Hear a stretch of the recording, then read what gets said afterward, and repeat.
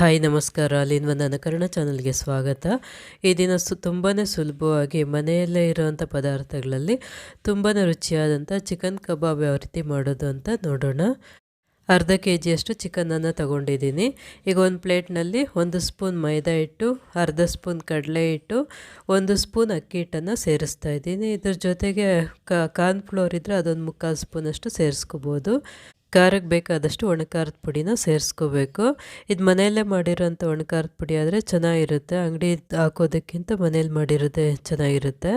ಅರ್ಧ spoon garam masala powder, ಅರ್ಧ spoon pepper powder, 1/4 ಸ್ಪೂನಷ್ಟು ಅರಿಶಿನ, ಅರ್ಧ ಸ್ಪೂನ್ ಧನಿಯಾ ಪೌಡರನ್ನು ಸೇರಿಸಿದ್ದೀನಿ. ರುಚಿಗೆ ಎಷ್ಟು ಬೇಕೋ ಅಷ್ಟು ಉಪ್ಪನ್ನು ಸೇರಿಸ್ಕೋಬೇಕು. ಅರ್ಧ ಹೋಳು ನಿಂಬೆಹಣ್ಣಿನ ರಸನ ಸೇರಿಸ್ತಾ ಇದ್ದೀನಿ. 1 ಮೊಟ್ಟೆನ ಹಾಕ್ಕೋಬೇಕು. ಮೊಟ್ಟೆ ಹಾಕೋದ್ರಿಂದ ಚಿಕನ್ಗೆ ಚೆನ್ನಾಗಿ ಮಸಾಲೆ ಎಲ್ಲ ಅಂಟ್ಕೊಳ್ಳುತ್ತೆ. ಈಗ ಒಂದೆರಡು ಹಸಿಮೆಣಸಿನ್ಕಾಯಿ ಸಣ್ಣದಾಗಿ ಕಟ್ ಮಾಡಿ ಸೇರಿಸ್ತಾ ಇದ್ದೀನಿ. ಸ್ವಲ್ಪ ಕಸೂರಿ ಮೇಥಿನ ಸೇರಿಸ್ಕೋಬೇಕು. ಇದೆಲ್ಲ ಸೇರಿಸಿದ್ದಾದಮೇಲೆ ಚೆನ್ನಾಗಿ ಮಿಕ್ಸ್ ಮಾಡ್ಕೋಬೇಕು ಮಸಾಲೆ ಎಲ್ಲ. ಇದು ಶುಂಠಿ ಬೆಳ್ಳುಳ್ಳಿ ಪೇಸ್ಟ್ ಹಾಕೋದು ಮರ್ತಿತ್ತು. ಈಗ 1 ಟೇಬಲ್ ಸ್ಪೂನಷ್ಟು ಶುಂಠಿ ಬೆಳ್ಳುಳ್ಳಿ ಪೇಸ್ಟನ್ನು ಸೇರಿಸ್ತಾ ಇದ್ದೀನಿ. ಇದನ್ನು ಅಷ್ಟೇ ಮನೆಯಲ್ಲೇ ಮಾಡಿರೋವಂಥದ್ದಾದರೆ ಚೆನ್ನಾಗಿರುತ್ತೆ. ಈಗ ಮಸಾಲೆ ಎಲ್ಲ ಚೆನ್ನಾಗಿ ಮಿಕ್ಸ್ ಮಾಡ್ಕೋಬೇಕು. ಇದೇನಾದ್ರು ತುಂಬ ಗಟ್ಟಿ ಇತ್ತು ಅಂದರೆ 1 ಸ್ಪೂನಷ್ಟು ನೀರನ್ನು ಸೇರಿಸ್ಕೋಬೇಕು, ತುಂಬ ನೀರು ಸೇರಿಸ್ಕೋಬಾರ್ದು. ಈಗ ಎಲ್ಲ ಮಿಕ್ಸ್ ಮಾಡಿದ್ದಾಗಿದೆ ಮಸಾಲೆ. ಚಿಕನನ್ನು ಸೇರಿಸ್ತಾ ಇದ್ದೀನಿ. ಚಿಕನ್ ಸೇರಿಸಿದ್ಮೇಲೆ ಚೆನ್ನಾಗಿ ಮಿಕ್ಸ್ ಮಾಡಬೇಕು. ಮಸಾಲೆ ಎಲ್ಲ ಚೆನ್ನಾಗಿ ಅಂಟ್ಕೊಳ್ಬೇಕು. ಈ ರೀತಿ ಒಂದು 5 ನಿಮಿಷ ಚೆನ್ನಾಗಿ ಮಿಕ್ಸ್ ಮಾಡಬೇಕು. ಈಗ ಮಿಕ್ಸ್ ಮಾಡಿದ್ದಾದಮೇಲೆ ಇದನ್ನು 1 ಅವರ್ ಫ್ರಿಜ್ಜಲ್ಲಾದರೂ ಇಡ್ಬೋದು, ಅಥವಾ ಹೊರಗಡೆ ಆದರೂ ಪ್ಲೇಟ್ ಮುಚ್ಚಿಬಿಟ್ಟಿಟ್ರೆ ಚೆನ್ನಾಗಿ ಮ್ಯಾರಿನೇಟ್ ಆಗುತ್ತೆ. ಉಪ್ಪು ಖಾರ ಎಲ್ಲ ಚೆನ್ನಾಗಿ ಹಿಡ್ಕೊಳ್ಳುತ್ತೆ. ನೋಡಿ, ಚೆನ್ನಾಗಿ ಮಿಕ್ಸ್ ಮಾಡಿದ್ದಾಯ್ತು.